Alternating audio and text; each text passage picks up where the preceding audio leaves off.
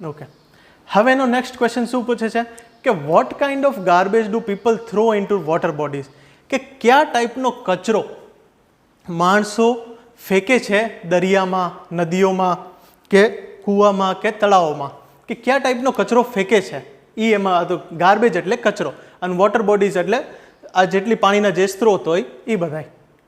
How do you deal with the removal of this garbage once you clean the water body. હવે શું કહે છે કે how do you deal with the removal of this garbage, કે જે તમે કચરો કાઢો છો એની સાથે તમે શું કરો છો કચરાની સાથે, કે તમે આજે કચરો તમે સાફ તો કરી લીધો પણ પછી તમે એ કચરાનું શું કરો છો એ ક્વેશ્ચન પૂછે કે once you clean the water body, કે એકવાર તમે કોઈ પણ તમારી વોટર બોડી તમે ક્લીન કરી લીધી, કે કોઈ પણ તમે દરિયો કે તમે કોઈ પણ તળાવ સાફ કરી લીધું તો એ કચરાનું તમે શું કરો છો એ એમાં સવાલ પૂછવામાં આવ્યો છે. હવે જો જવાબમાં શું કહે છે કે everything from a diaper to worn out slippers we find everything in our lakhs.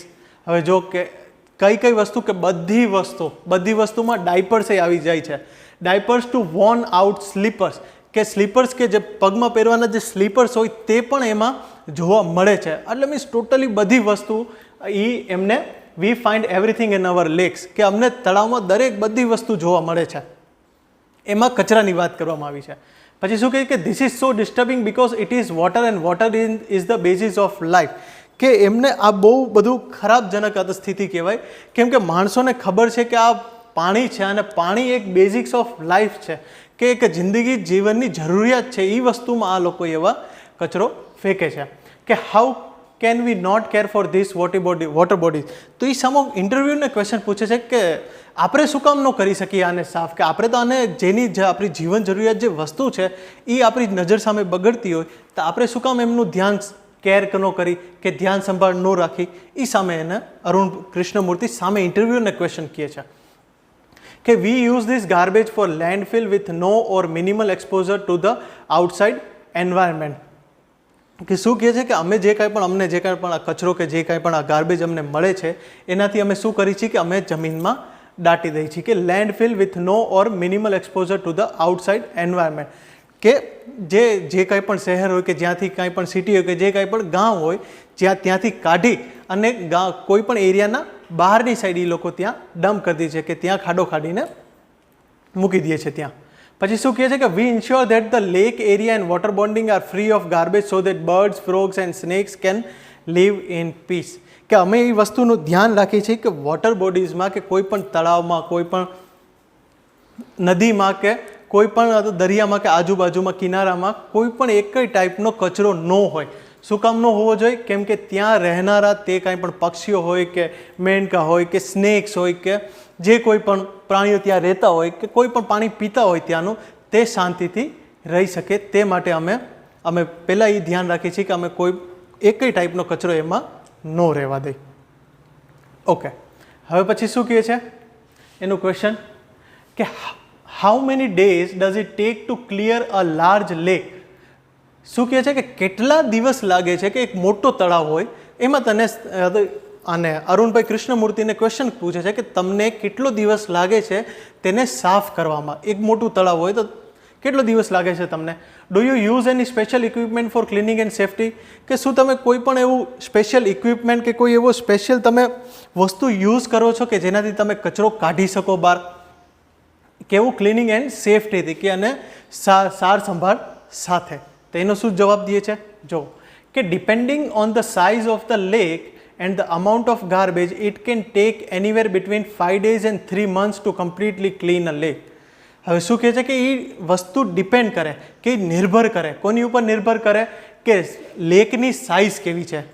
કોના ઉપર ડિપેન્ડ કરે?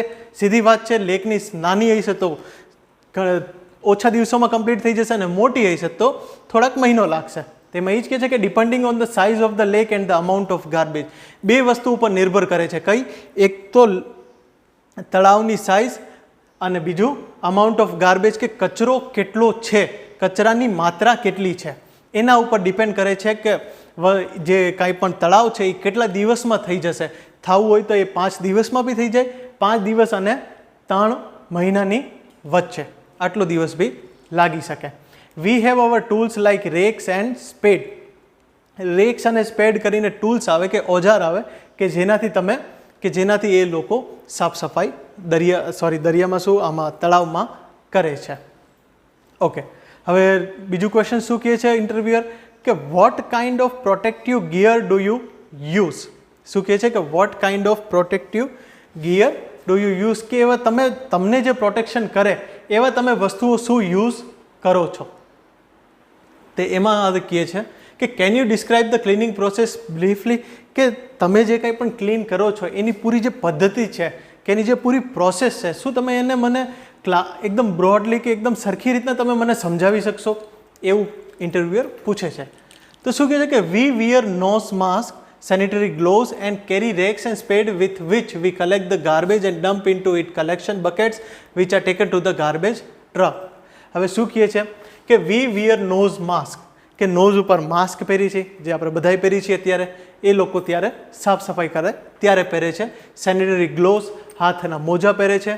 અને બીજું શું કે કેરી રેક્સ એન્ડ સ્પેડ્સ, કે મેં જે તમને ટૂલ કીધા જેનાથી ખાડો ખોદવાનો હોય કે જેનાથી કાંઈ પણ વસ્તુ કચરો બહાર કાઢવાનો હોય તે વસ્તુ લઈને with which we collect the garbage, આ બધી વસ્તુઓથી તે લોકો કચરાને ભેગો કરે છે અને કેમાં નાખે છે, બકેટ્સમાં, કે નાની નાની ભેગી જે કાંઈ પણ વસ્તુ કે હોય એમાં કલેક્ટ કરે છે. અને which are taken to the garbage truck, અને થોડીક દૂર એક ગાર્બેજ ટ્રક કરીને કોઈ વાહન ઊભું હોય તેમાં તે ઠલવે છે, તેમાં તે નાખે છે. હવે બીજું શું કહે છે કે we also use heavy machinery like earth movers and Poclain to desilt the lake and clear the weeds and shrubs that are harmful. હવે શું કહે છે કે અમે હેવી મશીનરીઓ પણ યુઝ કરી છીએ, કેવી કે જે અર્થ મૂવર્સ હોય કે પોકલેન ટુ ડિસિલ્ટ.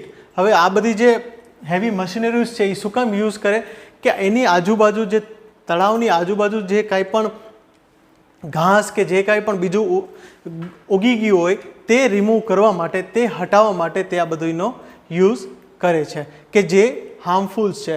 શ્રબ્સ એટલે શું થાય કે જે ઝાડવાના જે ડાળખીઓ જે પડતી હોય કચરામાં, તે બધો જે કચરો ભેગો થઈ ગયો હોય તેના માટેને શ્રબ્સ કીધું છે. હવે બીજું શું કહે છે કે વોટ ઇન યોર ઓપિનિયન, કે તારા મુજબ પ્રમાણે can children and young adults do for the environment, કે શું બાળકો અને જવાનો કે એડલ્ટ્સ કીધું છે કે મોટા માણસો એટલે ઉંમરના હિસાબે ડુ ફોર ધ એન્વાયરમેન્ટ, કે તે પર્યાવરણ વિશે કંઈક કરી શકે, કે તારા મુજબ પ્રમાણે, એવું અરુણભાઈ કૃષ્ણમૂર્તિને પૂછે છે કે તારા મુજબ પ્રમાણે શું બાળકો અને મોટી ઉંમરના માણસો પર્યાવરણ વિશે કંઈક કરી શકે, પર્યાવરણ પ્રત્યે કંઈ કરી શકે, એવું ક્વેશ્ચન કહે છે. બીજું શું કહે છે કે what could be a small beginning by all of us in terms of protecting in environment, કે એક તું વસ્તુ એવી કે એવી શું નાની શરૂઆત છે, કે એવી શું નાનું એવું કામ છે કે જેથી બધાય ચાલુ કરે અને કોના ટર્મ્સમાં કે પર્યાવરણ બચાવવાના કામમાં, કે એવું શું નાના પાયેથી કામ બધાય ચાલુ કરે કે જેનાથી આપણું પર્યાવરણની રક્ષા થાય.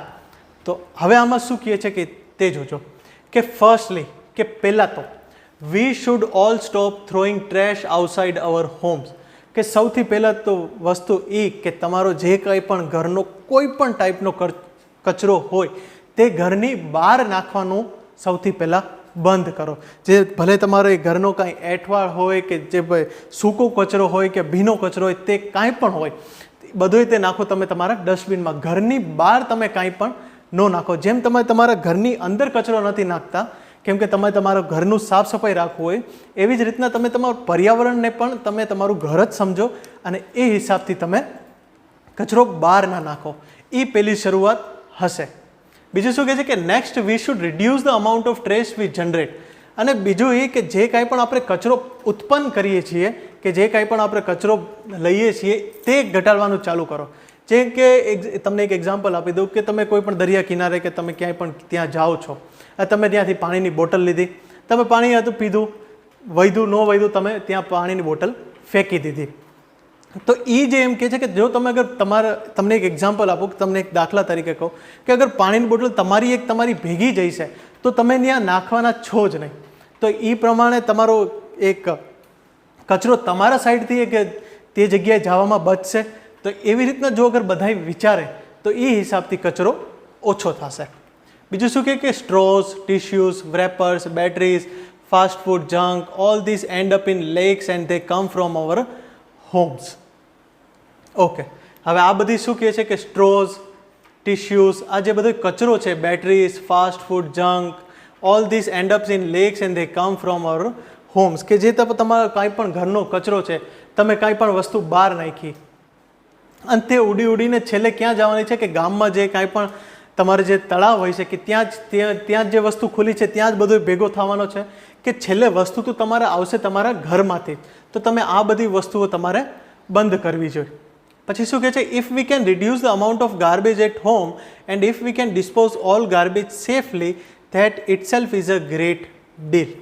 બહુ મસ્ત વાત કીધી છે. શું કહે છે, ધ્યાનથી સાંભળજો કે અગર જો આપણે જે કચરો છે આપણા ઘરનો એ પણ એ જ આપણે ઘટાડી દઈએ અને આપણે તેને જે કાંઈ પણ આપણો કચરો હોય તેને સરખી જગ્યાએ રાખી કે ઘરમાં કોઈ પણ ડસ્ટબિન રાખી, તો એ હિસાબથી તમે આપણો ઘરનો કચરો પણ ઘટાડશી અને જે બહાર જે પર્યાવરણમાં જે કાંઈ પણ કચરો હશે તે ઓટોમેટિકલી ઘટી જશે. એ જે વાત એમાં કીધી છે કે એ તમારી સૌથી મોટી ગ્રેટ ડીલ હશે, કે એ સૌથી કોઈ પણ માણસનું સૌથી મોટું કામ હશે.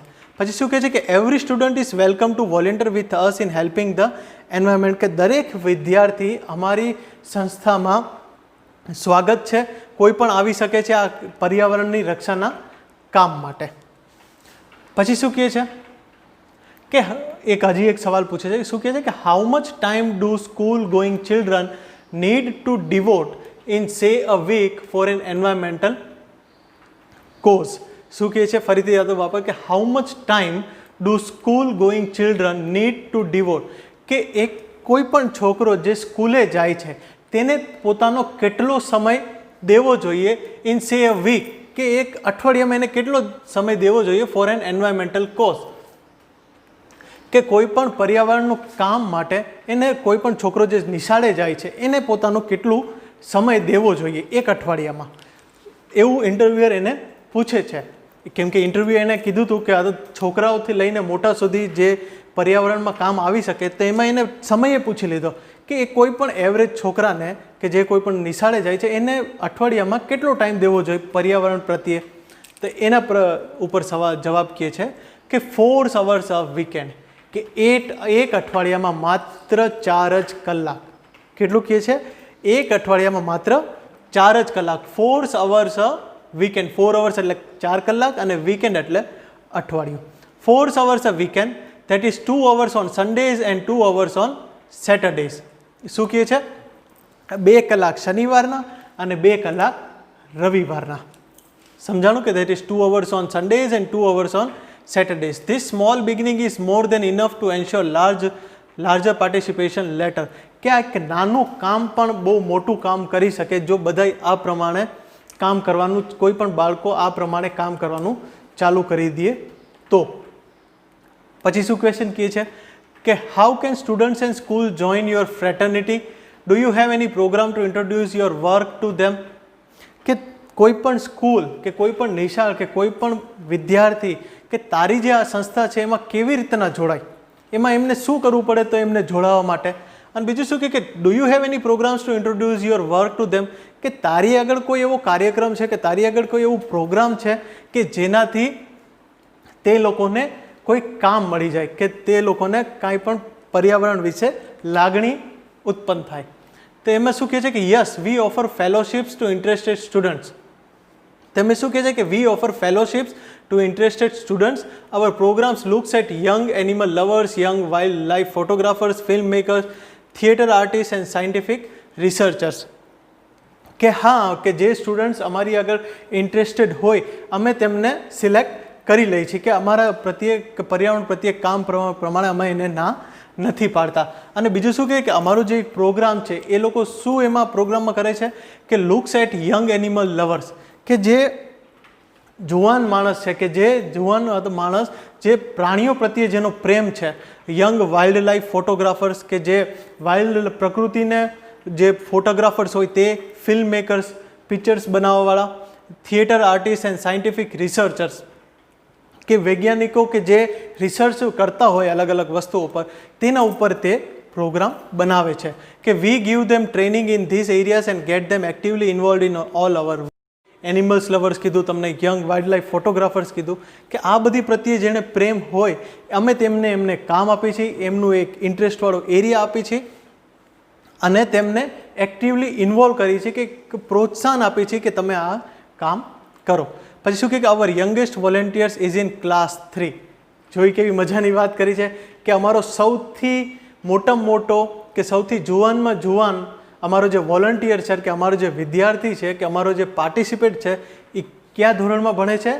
3જા ધોરણમાં. મિત્રો કેટલા ધોરણમાં ભણે છે? 3જા ધોરણમાં. ઓકે મિત્રો, તો આ તમને આખું હતું અરુણભાઈ કૃષ્ણમૂર્તિની આખી ઇન્ટરવ્યૂ હતું. એ માણસ કોણ છે તમને એ ખ્યાલ આવ્યું, તમને એને પ્રકૃતિ વિશે કેટલું લાગણી છે એ ખ્યાલ આવ્યું. તો મિત્રો બસ ખાલી એક વાત, દરેક વસ્તુ ઉપરથી તમને એક બોધ મળે, તમને એક પાઠ મળે. તો આના ઉપરથી તમને આપણે એ જ પાઠ મળે છે કે આપણી આજુબાજુ, આપણી ઘરની આજુબાજુ સાફ સફાઈ કેટલું ઇમ્પોર્ટન્સ છે, કેટલું જરૂરિયાત છે, કેટલું મહત્ત્વની વસ્તુ છે, તે બહુ સમજવી જરૂરી છે. તો આશા કરું છું કે તમે પણ તમારી આજુબાજુ સાફ સફાઈ રાખશો. આ હતું આપણું આજનું. આના જે હતા ક્વેશ્ચન્સ આન્સર હશે એ તમને તમારા હોમવર્ક્સમાં તમને મળી જશે. Thank you.